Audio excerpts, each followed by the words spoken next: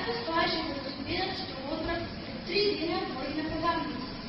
Не можех да одолеем изненадувањето од моите родители, па ни топлите сончеви зраци не ми спречија да искрчам нагаз.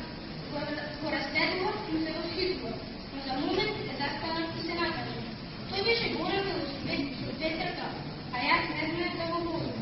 Брат ми го виде неговиот велосипед и со голема брзина почна да го вози.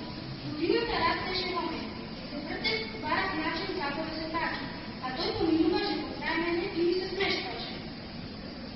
По само неколку минути го видов како го остава неговиот велосипед. Се доближи до мене и со насмевка на лицето ми рече: ајде, немојте се, јас ќе ти помогнам да научиш да го возиш велосипедот.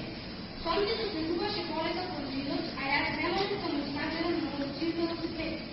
Само што помислив дека денес нема да успеам да научам да го возам, брат ми ме веде за раката и со леснотија се качив на велосипедот.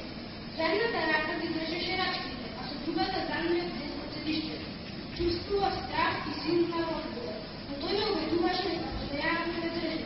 Возев, но